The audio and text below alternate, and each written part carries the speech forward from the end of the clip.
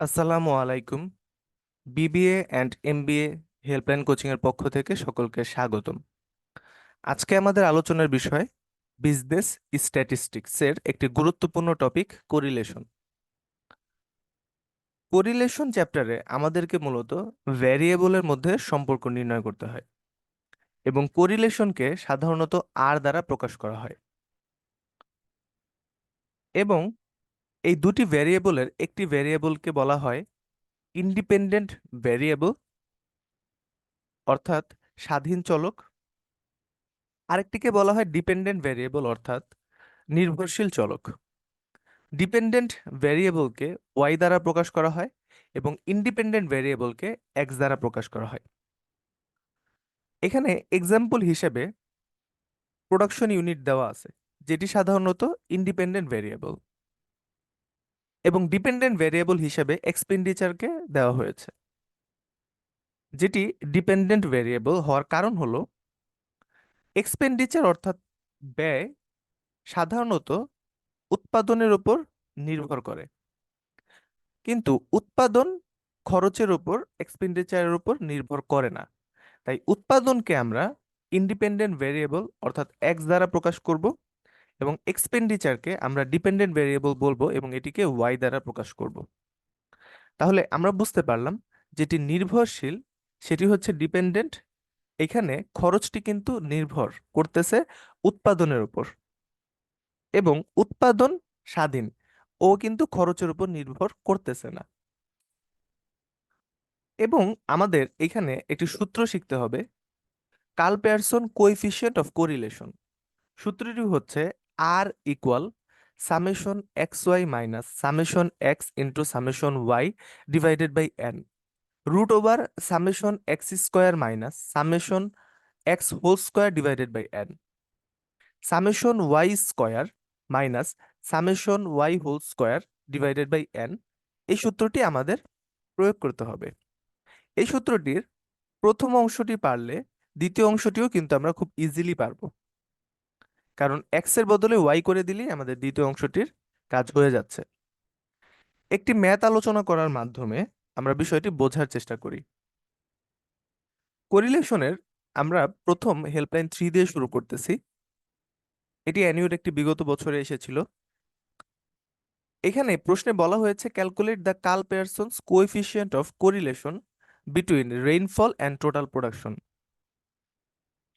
আমাদের কার্ল পেয়ারসনের সূত্র অনুযায়ী কোরিলেশন বের করতে হবে রেইনফল এবং সম্পূর্ণ উৎপাদনের মধ্যে। এখানে রেইনফল অর্থাৎ বৃষ্টিপাতের পরিমাণগুলো দেওয়া আছে এবং টোটাল প্রোডাকশন এর পরিমাণগুলো দেওয়া রয়েছে। রবি এবং খরিফ এ দুটো হচ্ছে শস্যের নাম। এখানে আলাদা আলাদা ভাবে রবি এবং খরিফের তথ্যগুলো দেওয়া আছে। যেহেতু আমাদের রেইনফলের সাথে টোটাল প্রোডাকশনের সম্পর্ক বের করতে বলা হয়েছে, এজন্য উৎপাদনের যে বিষয়টি রয়েছে রবি এবং খরিফ এই দুটোকে যোগ করে আমরা টোটাল প্রোডাকশনকে বের করতে পারবো।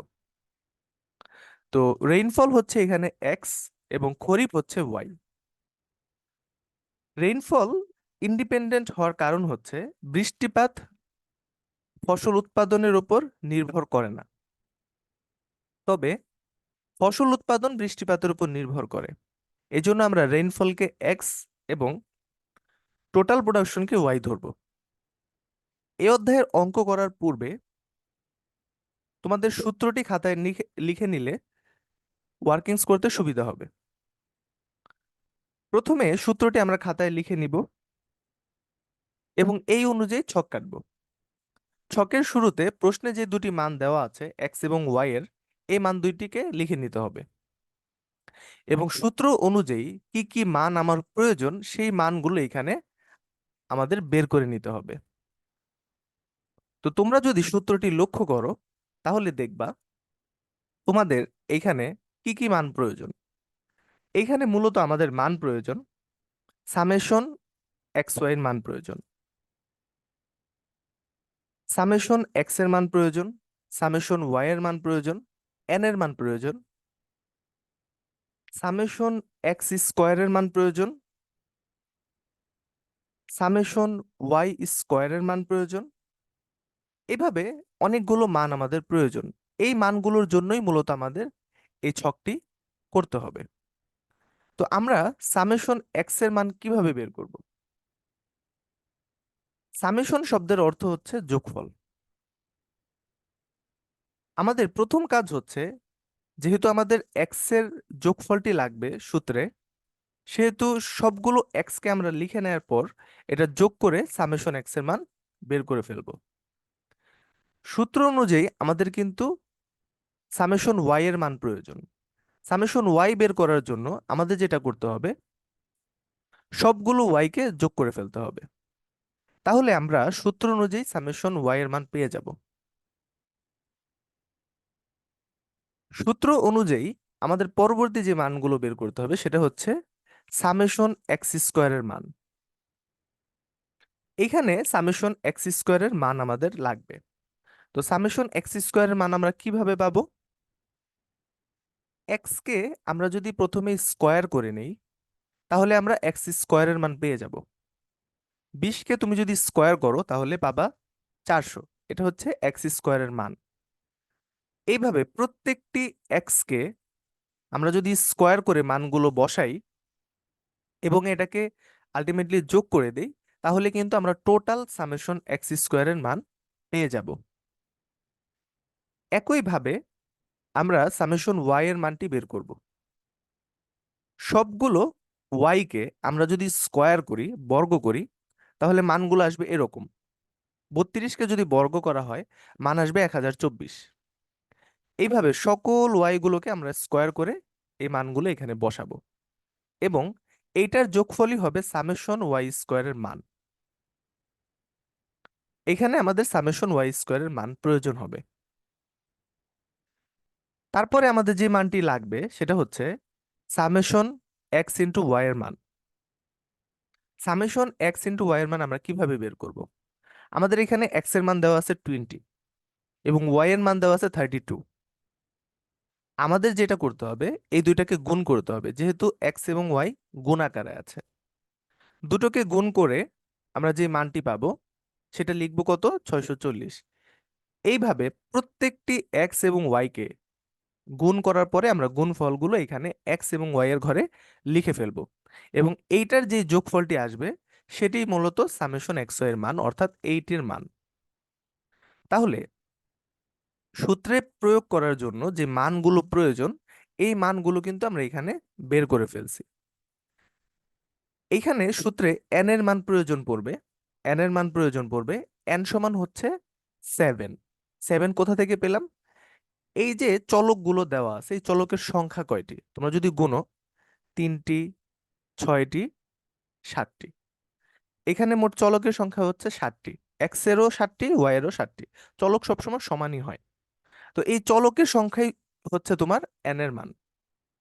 তাহলে সূত্র অনুযায়ী সবগুলো মান বের করার পরে আমাদের কাজ হবে সূত্রের মানগুলো বসিয়ে দেয়া। এবং মান বসানোর পর আমরা ক্যালকুলেট করতে পারি। আমরা এক্স এবং ওয়াই যেটা আছে সামেশন, সেটাকে এন দিয়ে ভাগ করব। ভাগ করার পরে আমাদের মান আসবে 8580। এটাকে আমরা সামেশন এক্স ওয়াই অর্থাৎ 8858 থেকে বিয়োগ করে দিব। এবং এইখানে যেটা করতে হবে, এইখানের মান যেটা আছে সেটাকে বসাতে হবে। এখানে মান কত আছে? 182। এটাকে স্কোয়ার করতে হবে এবং স্কোয়ার করার মানটিকে আমাদের ভাগ করতে হবে এন দিয়ে এবং সামেশন এক্স স্কোয়ার থেকে বিয়োগ করে দিতে হবে। সেম ভাবে ওয়াইটিকেও আমরা সূত্র বসাবো, বসিয়ে ক্যালকুলেট করব। ক্যালকুলেট করলে আমাদের এই মানগুলো চলে আসবে। যারা তোমরা ক্যালকুলেশনে একটু উইক মনে করো বা ভুল হওয়ার সম্ভাবনা থাকতে পারে, তারা এটা ভেঙে ভেঙে ক্যালকুলেশন করবা। আর যারা ক্যালকুলেশনগুলো ভালো বুঝো, যদি ধীরে সুস্থে ডিরেক্ট করতে পারো, এটা কিন্তু ক্যালকুলেটরে ডিরেক্টও করা যাবে। দেখো, এখানে কোরিলেশনের মান কত বের হলো? 0.092। এটা হচ্ছে কোরিলেশনের তোমার অ্যান্সার। এবং এই অ্যান্সার অনুযায়ী একটি কমেন্ট দিতে হবে। কমেন্টটি মূলত আমরা কিভাবে দিব লক্ষ্য করো। কমেন্টের জন্য এই ছকটি তোমরা খাতায় নোট করে নিবা এবং ভালোভাবে আত্মস্থ করবা। কমেন্টে বলা হয়েছে, যদি আর এর মান 0.01 থেকে 0.29 পর্যন্ত আসে এবং মানটি যদি পজিটিভ হয়, তাহলে অ্যান্সারটি হবে there is lower degree of positive correlation. Positive হইলে প্রশ্নের অ্যান্সারের সামনে কিছু থাকবে না, যদি নেগেটিভ হয় তাহলে উত্তরের আগে মাইনাস হবে। এখানে দেখো তো উত্তরের আগে কি মাইনাস আছে?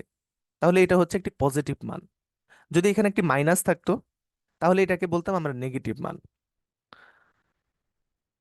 তাহলে যদি কোরিলেশনের মান অর্থাৎ আর এর মান 0.30 থেকে 0.89 পর্যন্ত যে কোনো একটি মান আসে, তাহলে আমরা কমেন্টে লিখবো there is medium degree of positive correlation, যদি সেটি পজিটিভ হয়। আর যদি মাইনাস মান আসে তাহলে আমরা লিখবো there is medium degree of negative correlation. Same ভাবে 0.90 থেকে 0.99 পর্যন্ত যদি কোরিলেশনের মান আসে তাহলে অ্যান্সার লিখতে হবে there is higher degree of positive correlation. যদি 0.90 থেকে 0.99 পর্যন্ত নেগেটিভ কোনো মান আসে তাহলে লিখতে হবে there is higher degree of negative correlation. কোরিলেশনের মান যদি 1 আসে তাহলে লিখতে হবে there is perfect degree of positive correlation. যদি মাইনাস আসে তাহলে লিখতে হবে নেগেটিভ কোরিলেশন। যদি অ্যান্সার 0 আসে সেখানে লিখতে হবে দেয়ার ইজ নো কোরিলেশন। এইভাবে কোরিলেশনের মানের আমাদের একটি কমেন্ট দিয়ে দিতে হবে। আশা করি কমেন্টটি তোমরা বুঝতে পেরেছো। তাহলে এই কমেন্টের ছক অনুযায়ী আমাদের এই অঙ্কের কমেন্টটা কি হবে? যেহেতু অ্যান্সারটি 0.90 থেকে 0.99 এর মধ্যে রয়েছে, তাহলে আমরা বলবো there is higher degree of positive correlation. এটিকেই মূলত অ্যান্সার বলা হয়েছে। So R is 0.92, so there is higher degree of positive correlation. আশা করি কোরিলেশনের এই গুরুত্বপূর্ণ ম্যাথটি তোমরা সবাই বুঝতে পেরেছো। সকলকে ক্লাসটি দেখার জন্য ধন্যবাদ। ক্লাসটি ভালো লাগলে চ্যানেলটি সাবস্ক্রাইব করবা এবং ফ্রেন্ডদের সাথে ক্লাসটি শেয়ার করে দিবা। ধন্যবাদ সবাইকে।